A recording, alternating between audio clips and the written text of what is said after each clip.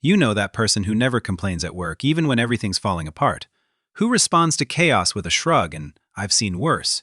Who can fix your computer, change your tire, and deliver bad news without flinching, all before lunch? There is a good chance they're Gen X. Born roughly between 1965 and 1980, they're sandwiched between boomers and millennials, quietly keeping things running while everyone else fights about who has it worse. And while you might think they're just checked out or cynical, there is a chance they've figured out something the rest of us are still learning. Here is the thing about Gen X. They were forged in a very specific kind of solitude. They're the latchkey generation. Picture this. It is 1982. You are 9 years old and you come home to an empty house every single day. No smartphones to check in with mom. No Ring cameras watching you walk through the door. Just a key on a string around your neck and a note on the counter that says, "Snacks in the fridge. Do your homework. We'll be home by 6.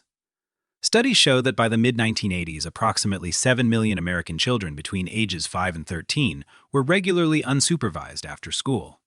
That is an entire generation learning one brutal lesson early. Nobody's coming to save you. Your brain adapts. You figure out how to make mac and cheese at 8. You learn to handle boredom, fear, minor injuries, and loneliness without an audience. And that rewires something fundamental. Psychologists call this a high-contingency environment, where actions have direct consequences without a buffer. You break something. You face it when your parents get home. You forget your homework. That is on you. Translation: your nervous system learned to predict outcomes, stay alert, and solve problems independently because that is what survival required. But here is where it gets interesting.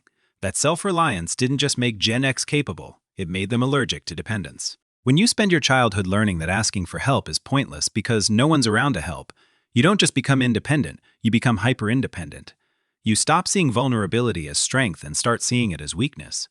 You can handle a crisis at work, manage aging parents, support struggling kids, and still show up like everything's fine.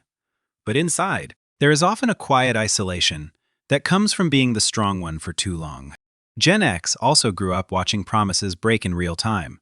Their parents' generation preached loyalty to marriage, to employers, to institutions, then delivered the highest divorce rates in American history and mass corporate layoffs. They watched Watergate, the Challenger explosion, the Cold War, the AIDS crisis mishandled by incompetent leadership. So when Gen X developed what researchers call defensive pessimism, it wasn't negativity, it was pattern recognition. Their brains learned hope carefully, expect disappointment, and never give your heart to something that is probably temporary. This is why Gen X doesn't post their lives on social media. It is not that they don't understand technology. They built the internet. They just grew up in a time when privacy was normal. When you messed up, maybe 5 people knew. No screenshots, no viral shaming, just some awkward memories that stayed local. To them, broadcasting your life doesn't feel empowering. It feels reckless. It is not fear of technology. It is a deep-seated belief that the less visible you are, the safer you are.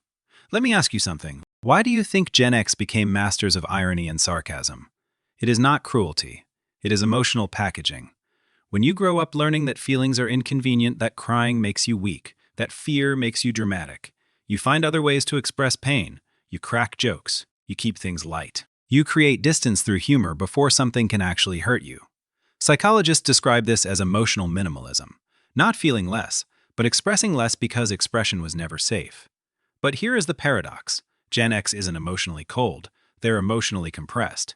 They feel deeply, sometimes devastatingly so. They just learned early that feelings are private business, so they show love through acts of service. They fix your car. They remember what you said 3 months ago. They show up when it matters without needing credit. That is their love language, because it feels safer than saying, "I need you" out loud. Think about it. Gen X is now in their 40s and 50s, living in what psychologists call the sandwich generation trap. They're caring for aging boomer parents with chronic health issues, while supporting Gen Z kids navigating brutal economic realities and mental health struggles. They're paying mortgages from a housing market that will never make sense again. They survived the dot-com crash, the 2008 financial crisis, the pandemic, all during their prime earning years, and they're expected to keep functioning like nothing's wrong. This creates something dangerous: high-functioning depression. You can be productive and still be drowning. You can be responsible and still be breaking. Because the latchkey kids who learned to need nothing became the adults everyone needs everything from. They don't collapse dramatically. They don't post threads about burnout. They just keep going. Waking up early, handling emergencies, paying bills, falling asleep exhausted, only to do it again tomorrow. Here's what people miss about Gen X. Their cynicism isn't bitterness. It is realism earned through experience. Their independence isn't confidence. It is a coping mechanism that became identity. Their silence isn't apathy. It is the sound of someone who has been carrying weight for so long they forgot what it feels like to put it down. But here is the shift that is happening now. Many Gen Xers are reaching midlife and finally asking the question they were never allowed to ask as kids. What do I actually want? They're leaving corporate jobs that pay well but feel hollow. They're starting small businesses. They're creating art. They're simplifying. Not because they're impulsive, but because they finally see the truth. They played the game, and the prize wasn't worth the cost. So here is what I want you to think about. What if people who seem emotionally distant aren't cold? They're just protecting something fragile. What if the person who never asks for help isn't strong? They're just scared of what it means to need someone. What if Gen X isn't checked out? They're just watching from a distance they learned was safest. Gen X isn't broken. They're adapted. And maybe, just maybe, the rest of us could learn something from people who've been quietly holding the world together, while everyone else argues about who is suffering more. Drop a comment and tell me, are you Gen X or do you know someone who is? What part of this hit home? And if this resonated with you, hit like and subscribe because we dive deep into psychology that actually explains how your mind works. See you next time.